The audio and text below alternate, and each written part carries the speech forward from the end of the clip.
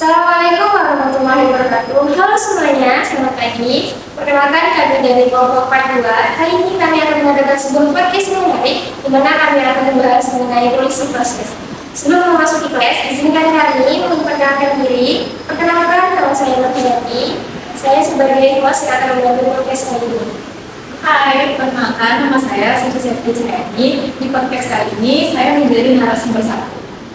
Halo, perkenalkan, nama saya Mita Nurhanini. Saya di sini sebagai narasumber 2. Baiklah, langsung saja kita simak podcast kali ini. Semoga singkat.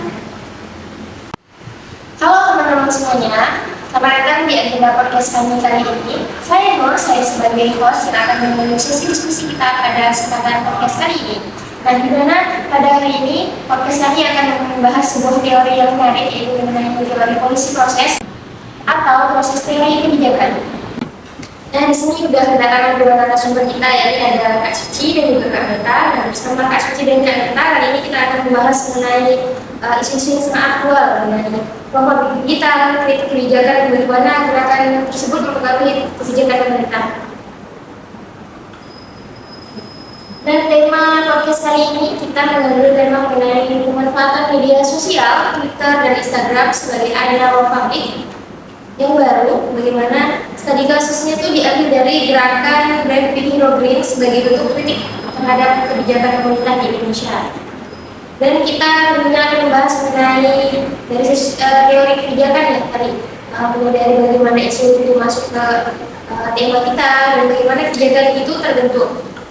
Dan juga kita akan mencari tahu nih dari Kakak Suci dan Kak Mita itu data yang mereka masukkan ini dari mana, data insight atau analisis yang mereka gunakan. Dan selanjutnya tanpa berlama-lama lagi, langsung saja kita mulai segmen pertama podcast kita kali ini. Sebelum kita bahas lebih jauh soal agenda segmen akademik, pertimbangkan nih kita memahami dulu bagaimana kerangka besarnya, yaitu teori dari siklus kebijakan. Dari Kak Suci sendiri, bagaimana nih tanggapan Kak Suci? Bisa dijelaskan mengenai teori siklus kebijakan? Nah, jadi menurut Jan dan Weybridge, proses kebijakan hidup itu bisa dilihat dari berbagai satu siklus dinamis yang terdiri dari beberapa tahap. Nah, tahapnya ini ada 5 tahap. Yang pertama itu ada agenda setting, kedua policy formulation, yang ketiga decision making, yang keempat implementation, dan yang terakhir itu ada evaluation. Nah, lalu berdasarkan dari evaluasi itu sering muncul umpan balik yang bisa membuka siklus baru dari sebuah kebijakan tersebut. Nah, menariknya lagi, dari Jan dan Weybridge juga menekankan bahwa model ini tuh bukan sesuatu yang kaku, tapi itu mereka menyebutnya sebagai ideal tipe model. Nah, maksudnya tuh ini tuh bukan urutan linear yang selalu terjadi satu persatu, tapi lebih seperti proses yang tumpang dan sering mempengaruhi. Oke, nah kalau kita hubungkan dengan kasus gerakan Brand Hero Green, kita bisa lihat bagaimana publik di media sosial berperan di hampir sampai tahap siklus itu. Contohnya, di tahap agenda setting sendiri, media sosial jadi ruang publik tempat masyarakat mendefinisikan isu dan menekan pemerintah untuk merespon. Sedangkan tahap formulasi, opini publik dari memengaruhi arah rancangan kebijakan, misalnya lewat tagar atau kampanye digital. Lanjut, di tahap implementasi, masyarakat juga bisa mengawasi pelaksanaan kebijakan melalui posting, laporan, atau viralitas kasus. Dan terakhir, di tahap evaluasi, warganet memberi umpan balik secara terbuka menilai apakah kebijakan itu efektif atau justru problematik. Nah, jadi sesuai dari teori Jan dan Weybridge tadi, menciptakan siklus kebijakan yang lebih terbuka dan interaktif. Jadi bukan hanya top down gitu. Kalau dulu kebijakan kan dibuat oleh segelintir para elit kan ya. Nah, sekarang tuh masyarakat juga bisa ikut serta dalam setiap tahap melalui media digital. Tapi ada tantangannya juga karena media sosial bersifat cepat dan emosional. Kadang isu yang viral belum tentu terverifikasi secara substansi kebijakan. Jadi di satu sisi ia memperkuat demokrasi partisipatif, tapi di sisi lain bisa menimbulkan distorsi dalam proses kebijakan. Nah, persis itulah yang membuat teori siklus kebijakan itu masih relevan sampai saat sekarang. Tetapi kita tuh juga harus lihat dalam konteks barunya, yaitu siklus kebijakan di era digital. Nah, di era digital ini warganet itu bukan hanya sebagai pengamat, tetapi mereka juga sebagai aktor kebijakan aktif. Baik, kita sudah mendengar tadi pemaparan dari teori fungsi cycle ya dari sebelum KPK. Tapi bisa saya sebutkan sedikit bahwa mengenai teori diskusi kebijakan ya, maka ini digambarkan bahwa suatu kebijakan publik itu sebuah proses mana dinamis dan juga berkelanjutan, terdiri dari beberapa tahapan, mulai dari penetapan agenda, promosi kebijakan, implementasi, dan yang terakhir ada evaluasi. Nah, kita kaitkan terhadap studi kasus yang kita ambil dari mengenai David Hirodir, dapat melihat bagaimana masyarakat ini membuat upaya untuk mengalami tahapan awal diskusi ini, khususnya pada penetapan agenda. Nah, selanjutnya kita akan masuk kepada segmen yang kedua, yakni segmen agenda setting dan juga ruang publik digital. Nah, pertama-tama kita itu harus mengerti atau memahami dulu lah ya, apa itu agenda setting dalam kebijakan publik. Nah, boleh nanti dari kasus maupun Kak Rita akan menjelaskan sedikit mengenai apa itu agenda setting. Dan tentunya ya, tidak semua isu itu dapat kita masukkan ke dalam suatu kebijakan publik atau kebijakan dari pemerintah. Nah, dalam konteks media sosial, platform seperti Twitter dan Instagram menjadi arena kompetisi narasi. Nah, jadi siapa yang bisa mendefinisikan isu, memilih framingnya, dan memenangkan perhatian publik dan elit. Dalam konteks kasus Pink Hero Green, gerakan ini tuh memanfaatkan simbol warna, yaitu pink dan hijau, sebagai cara visual agar isu mereka itu dapat menyala di masa publik. Menarik sekali ya pembahasan dari Kak Suci tadi. Ya, sangat menarik karena gerakan itu menjadi suatu perhatian besar bagi masyarakat. Ada puluhan ribu penyebutan, bahkan interaksi dalam rentang sosial media itu sangat-sangat naik lah ya. Apalagi di media online, seperti sentimennya itu sangat-sangat cukup positif. Tetapi di media sosial juga muncul biasanya variasi sentimen, ada yang pro dan juga ada yang kontra. Nah, dari hal itulah menunjukkan bahwa meski isu itu sudah viral, tetapi juga menjadi suatu perebutan murni solidaritas atau politisasi, atau bahkan itu suatu bentuk manipulasi dari kebijakan pemerintah.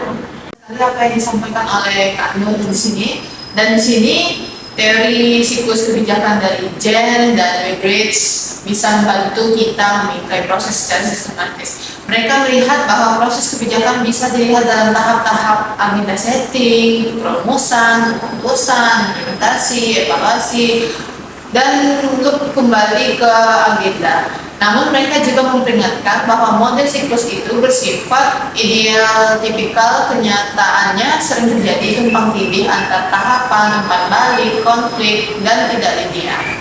Begitu ya Kak Nita. Jadi dalam kasus ini ada gerakan sosial digital yang bisa dianggap kayak aktor antar muka ya, dimana ada yang ikut siklus kebijakan dari pemerintah dan juga mereka itu bukan menjadi subjek, tetapi mereka menjadi suatu bagian dari proses itu sendiri, yaitu proses dari kebijakan pemerintah. Karena dan gerakan digital punya keunggulan kemampuan mobilisasi publik cepat, menciptakan narasi simbolik yang mudah diterima, dan memicu tekanan emosional serta moral kepada penguasa dan pembuatan kebijakan. Menarik banget nih dari pembahasan Kak Nita. Dan setelah isu itu berhasil masuk kepada publik, tahap berikutnya adalah rumusan kebijakan atau policy formulation. Bagaimana hal ini merancang solusi, alat kebijakan, dan juga skema dari implementasi rumusan kebijakan tersebut. Nah, dikutip dari buku yang pernah saya baca, yakni Mara et Sidney, membahas bagaimana desain kebijakan itu ada pemilihan instrumen. Nah, di dalam pemilihan instrumen itu terdapat berbagai contoh seperti kayak regulasi, insentif, subsidi, dan kampanye publik atau sebagainya gitu. Hal ini sangat-sangat krusial karena agar kebijakan itu bisa responsif dan adaptif di masyarakat. Nah, menarik sekali. Nah, kita balik ke pembahasan ya, studi kasus yang kita ambil dalam podcast ini, yakni gerakan Grab Pink Hero Green. Nah, menurut Kak Suci sendiri, apakah gerakan Grab Hero Green ini bisa berperan di masyarakat? Ya, ada perannya. Jadi gerakan Rapid Hero Green itu bisa berperan sebagai pressure group digital yang mendorong agar kebijakan yang dirumuskan tidak hanya dari perspektif elit, tapi juga memasukkan suara dari masyarakat. Nah, misalnya tuh seperti mengusulkan konsep konsultasi publik secara daring, partisipasi masyarakat dalam penyusunan kebijakan lingkungan dan ketenaga kerjaan. Oke, tentunya dalam pengimplementasian gerakan Grab Pink Hero Green ini tentunya ada tantangan nih ya Kak Suci. Nah, apakah membuat kebijakan ini akan merespon tantangan tersebut? Apakah mereka mau juga membuat ruang digital yang besar itu untuk masyarakat? Dan apakah mereka ini hanya sekedar ikut kayak sebagai simbolik tanpa ada desain kebijakan dari pemerintah? Dalam konteks gerakan Grab Pink Green Hero akan tergantung pada beberapa faktor, termasuk tekanan publik, relevansi isu, dan prioritas politik pemerintah saat itu. Jadi keterlibatan pembuatan kebijakan dalam deliberasi digital seringkali dipengaruhi oleh tingkat urgensi isu, potensi dampak politik, serta kapasitas teknik serta kelembagaan untuk mengelola masukan digital secara efektif. Nah, jadi gerakan yang kuat dan terorganisir dengan tuntutan jelas memiliki peluang lebih besar untuk mempengaruhi perubahan kebijakan substansif daripada sekedar merespon simbolis. Dan desain kebijakan yang baik harus mempertimbangkan konteks administratif, kapasitas institusional, dan sifat target populasi. Nah, jadi contoh konkretnya yaitu jika gerakan meminta perlindungan hukum untuk pengemudi ojek daring, maka instrumennya bisa berupa regulasi baru, subsidi atau asuransi pemerintah, mekanisme pengaduan sipil, dan audit pelaksanaan. Selanjutnya kita lanjut ke tahap implementasi, di mana suatu teori mengatakan mereka itu menekankan bahwa suatu kebijakan itu berhasil implementasinya tergantung pada clear situation details, alokasi dana, alokasi sumber daya, dan serta delegasi wewenang pembuat kebijakan yang jelas. Nah, dalam suatu kebijakan ideal itu memang sulit, tapi sering juga ada konflik antar lembaga, nah, dari mulai keterbatasan dana, hambatan koordinasi, atau resistensi lokal. Nah, dalam konteks gerakan digital, masyarakat bisa berfungsi sebagai bentuk implementasinya gitu. Karena ketika suatu kebijakan sudah disahkan, publik melalui media sosial itu bisa melacak apakah suatu kebijakan itu benar-benar dijalankan oleh pemerintah seperti yang apa telah mereka janjikan sebelumnya. Nah, misalnya nih, media sosial itu bisa mengunggah foto maupun video pelanggaran tidak sesuai dari janji atau kebijakan yang telah pemerintah buat. Nah, itulah suatu bentuk kegagalan dari instansi publik dan kemudian dapat memviralkannya sebagai bentuk kritik nyata dari masyarakat untuk pemerintah. Nah, tentunya dalam pengimplementasiannya biasanya itu ada sisi negatifnya, yaitu biasanya terjadi over exposure atau di mana isu-isu kecil itu dapat dibesar-besarkan atau misinformasi, di mana informasi itu belum jelas arahnya, itu kebenarannya, masyarakat ini sudah mulai share atau biasanya itu kita sebut berita hoax ya gitu. Sekarang kita masuk ke pertanyaan nih untuk Kak Mita. Pertanyaan ini yang perlu kita bahas ya. Apakah kebijakan menentukan politik atau justru politik yang menentukan kebijakan?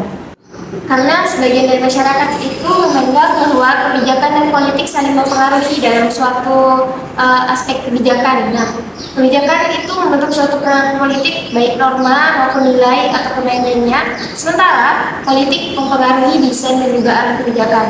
Yang perlu kita bahas ini mengenai kasus gerakan digital seperti Grab Pink Hero Green. Nah, apakah kita bisa melihat bahwa publik ini memiliki opini terkait kasus gerakan ini pada kebijakan pemerintah? Pada kasus gerakan digital seperti Grab Pink Hero Green, kita bisa melihat bahwa opini publik digital yang kuat bisa menekan elit politik untuk menyesuaikan posisi atau kebijakan mereka. Artinya, politik menjadi responsif terhadap kebijakan atau kritik terhadap kebijakan yang dipicu publik. Dan kebijakan yang dihasilkan juga akan memberi sinyal tentang prioritas politik jika pemerintah merespons tuntutan lingkungan atau kesejahteraan pengemudi daring. Itu bisa memperkuat legitimasi gerakan dan memperluas ruang partisipasi. Jika ada feedback, gerakan memengaruhi kebijakan memengaruhi perilaku politik dan opini publik. Opini baru muncul, siklus baru dimulai. Nah, sekarang mari kita simpulkan teori dan juga data yang nyata. Apakah Kak Suci bisa menerangkannya? Oh, boleh. Nah, jadi itu menurut laporan dari John MP tentang Pink Hero Green, gerakan ini mendapat perhatian luas di media online sekitar 91% pemberitaan sentimen positif. Namun di media sosial itu presentasi sentimen positif lebih rendah dan ada pula kritik keras terhadap politisasi gerakan. Oh, berarti artinya ya kita walaupun ada gerakan itu menang di level pemberitaan formal atau di sosial media, tetap dinamika ruang publik di kita itu lebih kompleks, ada yang pro dan kontra gitu. Kalau dari perspektif Kak Nita gitu, menurut polisi proses itu bagaimana? Oke, dari perspektif polisi proses, data sentimen publik ini adalah input penting untuk evaluasi kebijakan apakah pemerintah mendengar suara publik atau tidak. Oke teman-teman, kita telah menelusuri ya membahas bagaimana proses tadi, bagaimana media sosial itu menjadi suatu ruang publik baru, dan bagaimana gerakan Pink Hero Green ini memanfaatkan ruang itu untuk mengkritik kebijakan dari pemerintah, dan bagaimana hubungan itu dapat dianalisis lewat teori-teori kebijakan publik. Kita juga telah membahas berbagai agenda setting, formulasi dan fungsinya, implementasinya, kemudian ada beberapa pertanyaan kebijakan publik politik tadi, dan semuanya itu merupakan dalam suatu bingkai siklus kebijakan. Semoga diskusi kali ini bisa menjadi referensi bagi teman-teman yang ingin menulis atau melakukan penelitian mengenai kebijakan publik dari kasus gerakan Pink Hero Green. Semoga bahasan yang kami sampaikan bermanfaat untuk semuanya. Terima kasih. Saya sebagai host kali ini pamit undur diri, mengucapkan terima kasih kembali. Assalamualaikum warahmatullahi wabarakatuh.